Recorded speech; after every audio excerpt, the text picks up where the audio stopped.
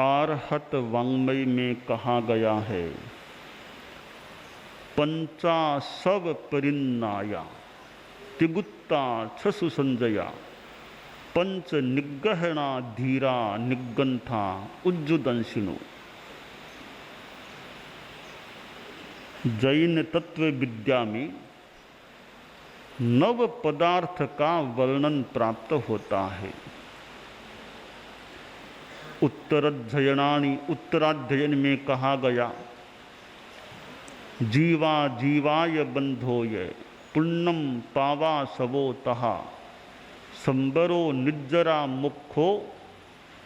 नव तत्व होते हैं, जीव अजीव, उधर बंध भी है, पुण्य भी है, पाप भी है, आश्रव भी है, संबर भी है, निर्जरा भी है। संते ए तहिया नवे, ये नव तथ्य हैं, तत्व हैं। नव तत्वों का बोध हो जाना साधना की दृष्टि से आधारशिला का काम कर सकता है। साधु कोई बनना चाहता है, साधु दीक्षा होने वाली है, उसे नवतत्व का बोध हुआ है या नहीं, यह ज्ञातव्य है, ध्यातव्य है। तत्वबोध सम्यक होता है तो फिर आदमी आगे गति अच्छी कर सकता है, प्रगति कर सकता है। आलोक मिलता है तत्वबोध से।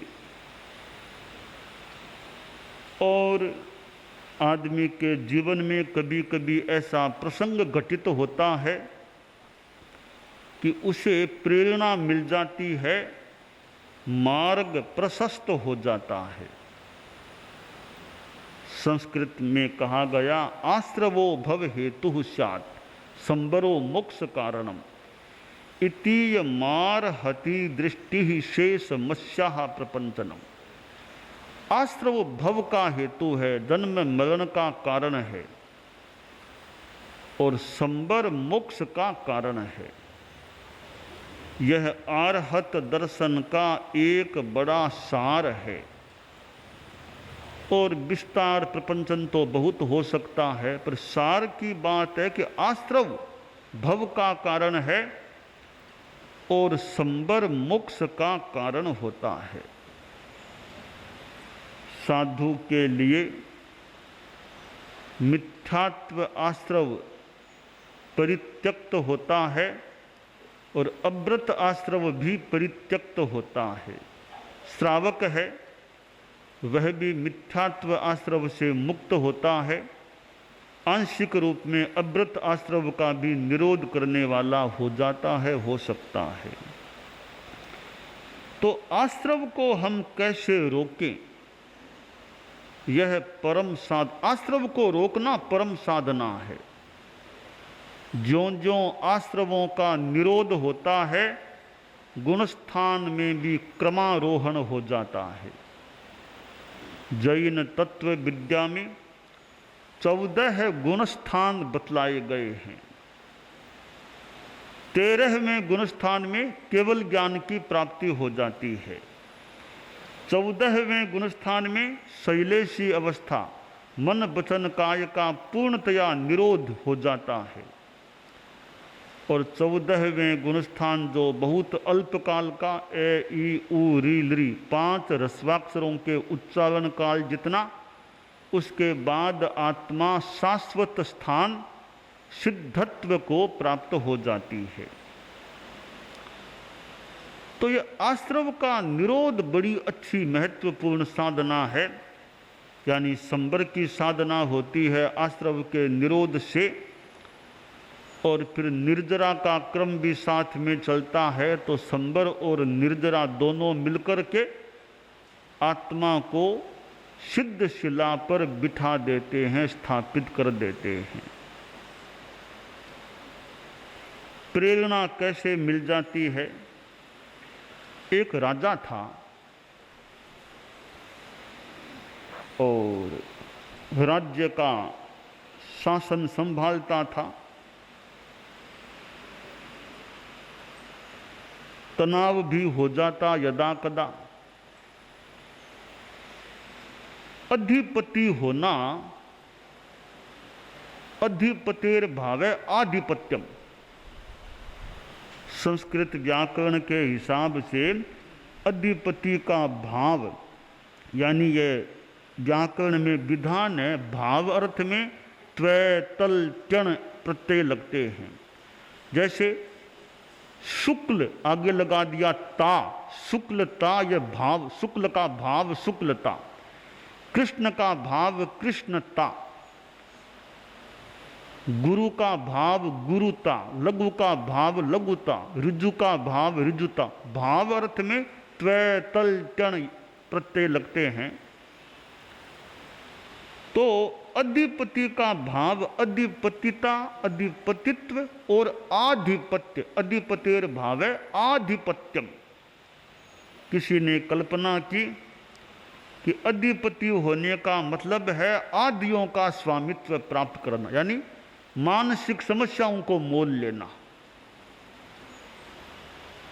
विभिन्न बातें, विभिन्न स्थितियां आती है तो कभी कभी आधिपत्य, आदियों, आधि मानसी व्यथा, मानसिक व्यथा भी उस शास्ता के मन में हो सकती है। तो राजा था, कभी कभार वो आधिपत्य भी मानो हो जाता, आधि मानसिक व्यथा भी हो जाती। एक रात को वह सो रहा था तो नींद गायब, नींद नहीं आ रही थी। राजा ने सोचा आज तो नींद नहीं आ रही है तो ठीक है, समय का और कोई उपयोग करूं, लेटा लेटा भी कुछ काम करूं। राजा संस्कृत भाषा का विद्वान था। यूं राजा था पर पहले संस्कृत का अध्ययन किया हुआ था, तो संस्कृत में श्लोक रचना भी कभी कभी करता था। तो राजा ने सोचा कोई श्लोक बनाऊं, आज नींद नहीं आ रही है तो कोई कविता श्लोक रचना का काम तो करूं। लेटे लेटे कल्पना शुरू की, संस्कृत का श्लोक बनाऊं, और विषय ले लिया कि मेरा साम्राज्य, इस पर मैं श्लोक बनाऊं। चूंकि शब्द भंडागार अच्छा था, संस्कृत का शब्दकोश राजा के दिमाग में अच्छा था। हमारे साधु साधियों में संस्कृत का शब्दकोश अभिधान चिंतामणि के माध्यम से भी याद किया जाता है। आचार्य हेमचंद्र का ग्रंथ है अभिधान चिंतामणि, जिसे आम भाषा में नाममाला हम बोलते हैं। करीब 1500 से ज़्यादा श्लोक है उसमें, 1500 से ज़्यादा। पर्यायवाची शब्द, एक शब्द के कितने पर्यायवाची हैं संस्कृत में, उनका वह कोश है। हमारे कितने कितने साधु साधियों ने वह कोश कंठस्थ किया है। नाममाला, नामों की सूची, पर्यायवाची नामों की सूची। और उस अभिधान चिंतामणि के शुरू के जो लगभग 22-23 श्लोक हैं, उन श्लोकों में बीच बीच में तो एक चाबी, कुछ चाबियां दी गई है कि कैसे शब्दों का निर्माण, नए नए शब्दों का निर्माण संस्कृत का विद्वान शब्द या बना या जान करके उनका उपयोग कर सकता है। तो कैसे शब्द बनते हैं, एक उसका भी कुछ बोध अभिधान चिंतामणि के शुरू के श्लोकों से प्राप्त हो सकता है। परम पूज्य गुरुदेव तुलसी, परम पूज्य आचार्य महाप्रज्ञ जी, इनको कितना ज्ञान था संस्कृत भाषा का, कैसे शब्द बनते हैं।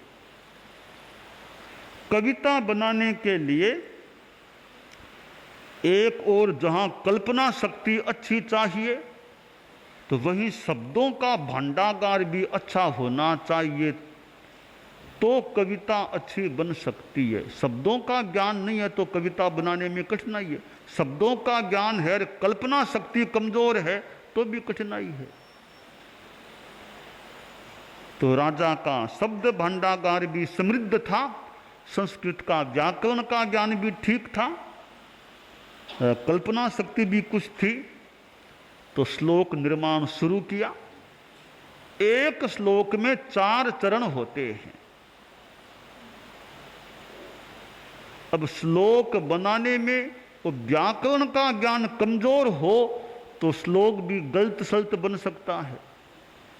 तो व्याकरण की किस शब्द की विभक्ति किस रूप में चलती है वो याद होना अपेक्षित है। जैसे राम है रामौ रामः रामम रामौ रामान रामेण रामाभ्याम रामई रामाय रामाभ्याम रामेभ्य रामात् रामाभ्याम रामेभ्य रामस्य रामयो रामाणाम रामे रामयो रामेषु हे रामौ हे रामः।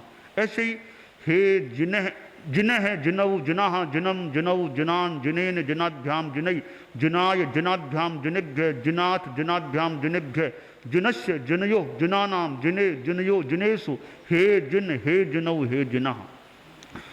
यों अकारांत शब्दों के रूप कैसे चलेंगे, सर्वादि गण के रूप कैसे चलेंगे, इकारांत के रूप कैसे चलेंगे। इकारांत है मुनि, तो मुनि ही मुनि मुनयः मुनिम मुनि मुनीन मुनिना मुनिभ्याम मुनिभि मुनये मुनिभ्याम मुनिभ्य मुने मुनिभ्याम मुनिभ्य मुने मुन्यो मुनीनाम मुनौ मुन्यो मुनिषु हे मुने हे मुनि हे मुनिये।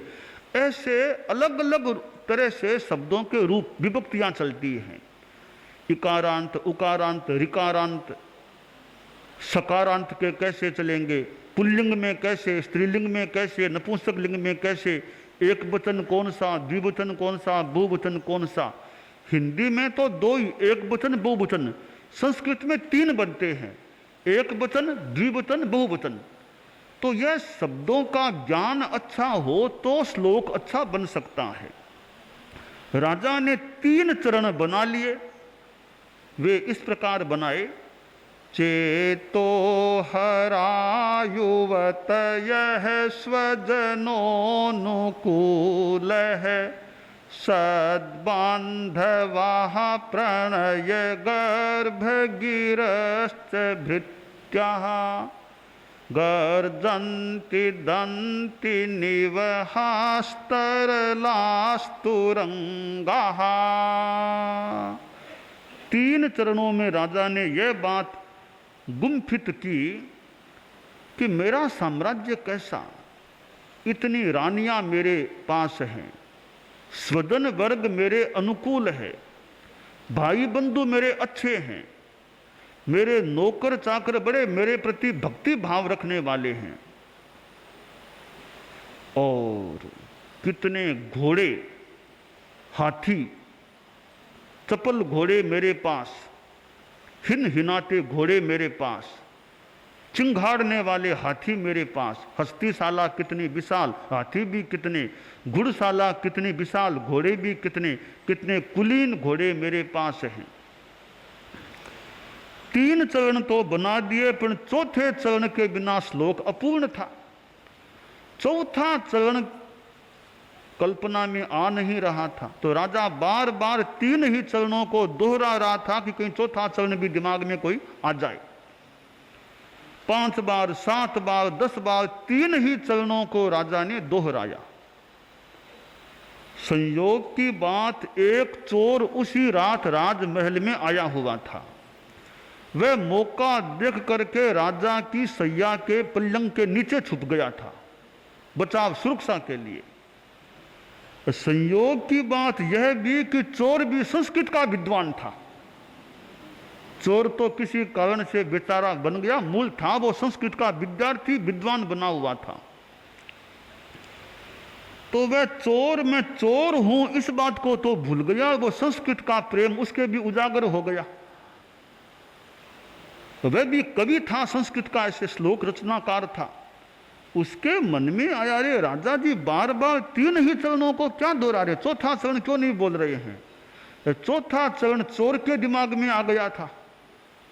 तब राजा ने अंतिम बार 3 चरणों को बोल करके विराम लिया। तब चोर बोल पड़ा, सम्मीलने नयनयोर नहीं किंचिदस्ति।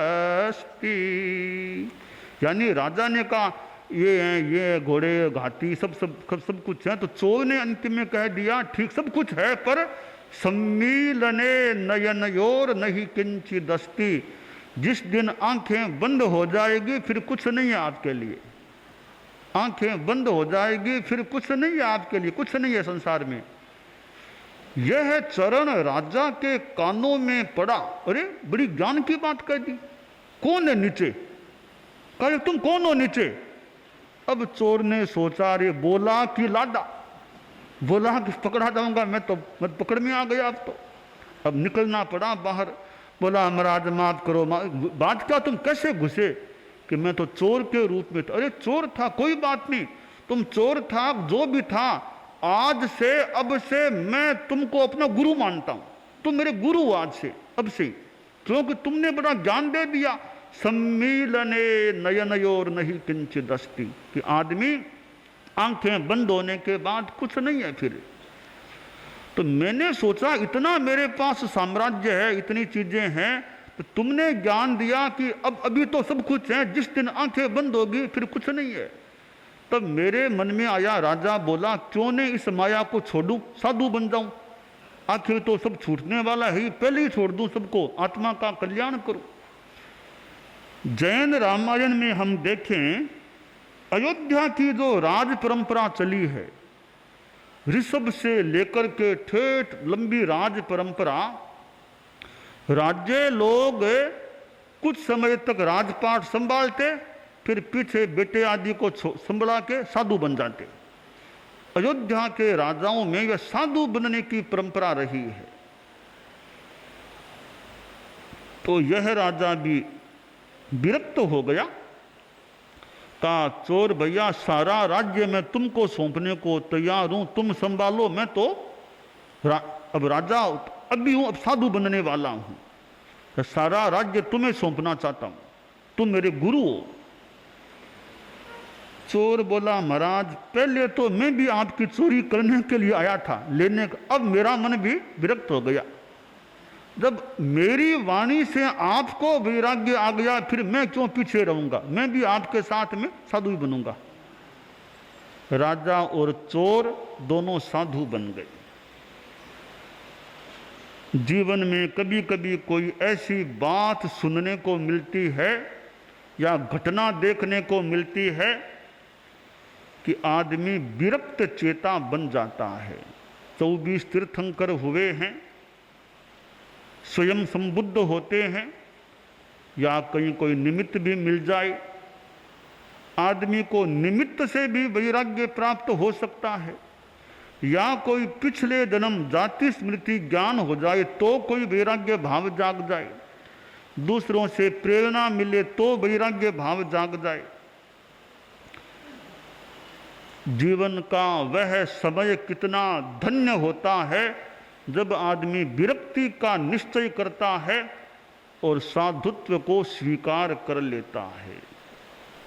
गुवाहाटी में चतुर्मास हो रहा है, व्यवस्था समिति ने व्यवस्था भी संभाल रखी है, तो बैरागी किसने कितने दिए यह प्रश्न है।